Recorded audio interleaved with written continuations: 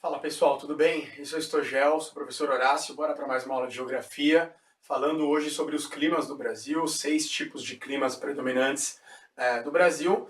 Todos sabemos que o Brasil tem um clima predominantemente tropical, quente, úmido o ano todo, né? Muito calor, temperaturas elevadas e muita chuva durante o ano todo, na grande parte das regiões do Brasil, exceto o sul. Mas não se engane, né? Existem variações, uma vez que os elementos climáticos são temperatura, umidade e pressão, mas existem também os fatores climáticos, maritimidade, continentalidade, altitude, latitude, relevo, vegetação, que são fatores que podem interferir na dinâmica do clima e interferem, obviamente, nos climas do Brasil. Importante também que você saiba que o Brasil é influenciado diretamente por 5 massas de ar, 4 delas são quentes, e uma apenas é fria, a polar atlântica, que entra pelo sul do Brasil.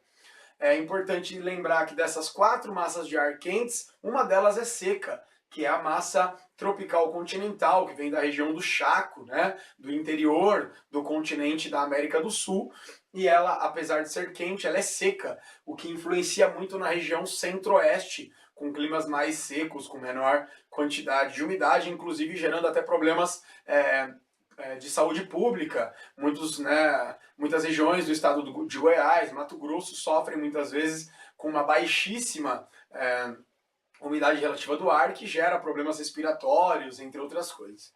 Começar falando sobre o clima equatorial, concentrado na região norte do país, que é cortada pela linha do Equador e tem, obviamente, então, um regime de altas temperaturas e muita pluviosidade durante todo o ano.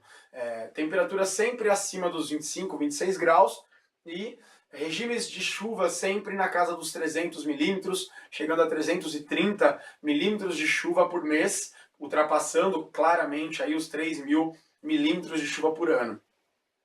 O clima equatorial, quando você sai da linha do Equador e começa a descer, né, chegando ao sul da região norte do Brasil, o sul da Amazônia, você entra, obviamente, num clima que não é mais equatorial, mas tropical, e que pode, obviamente, ser influenciado pelos planaltos brasileiros. Ao norte você tem o Planalto das Guianas e ao sul você tem o Planalto brasileiro. Nesses limites da região amazônica você encontra, então, climas tropicais e até mesmo tropical de altitude, né? Que quanto mais distante do nível do mar, a temperatura tende a cair, e aí você tem então alguma variação dessa região.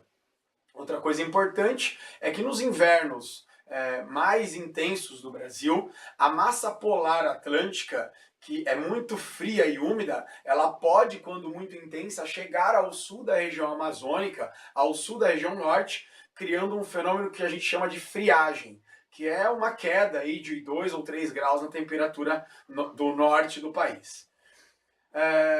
Todo o restante, essa parte em vermelho aqui, né, do mapa que eu trouxe para vocês, é de clima tropical. Importante vocês entenderem que no sertão nordestino, né, que no sertão do nordeste brasileiro,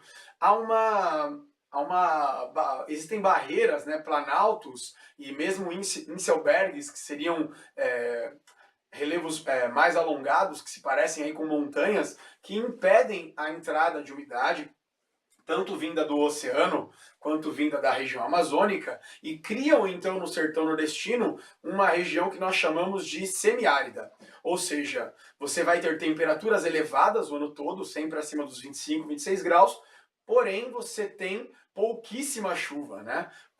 Não chegando aí a 600 milímetros de chuva por ano, e nos meses de inverno podendo não chover durante 2 meses aí aproximadamente. Isso gera um problema muito grande para os mais de 13 milhões de habitantes dessa região. Nós temos então essa região chamada de Caatinga, né, uma região também chamada de Polígono das Secas, sertão nordestino, uma região com baixa chuva e com temperaturas muito altas. Pegando a questão do clima tropical, nós dividimos o clima tropical no Brasil também em 2 pontos. Tropical de altitude, que são as regiões centro-oeste do Brasil, sudeste do Brasil e até o sul, que são regiões acima de 800 metros em relação ao nível do mar. Essas regiões serranas, né, como nós costumamos chamar, elas terão no regime de chuvas pouca diferença.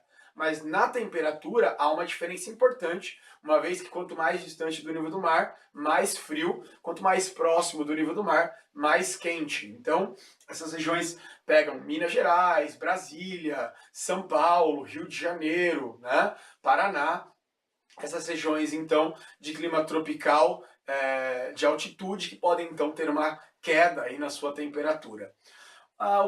As regiões de clima tropical úmido ou tropical litorâneo, né, essas regiões aqui em azul, são próximas do litoral, portanto tem, além de uma temperatura média elevada, né, você tem também uma alta pluviosidade, um alto regime de chuvas, podendo então ter temperaturas no verão acima aí dos 30, 35 graus e regimes de chuva sempre na casa dos 300 milímetros por mês, né? E quando, óbvio, você está na região sudeste e sul, você tem uma queda de temperatura pela questão da latitude, né? Que está realmente mais afastada da linha do Equador, com menor incidência de luz solar durante o dia, gerando então uma queda natural da temperatura.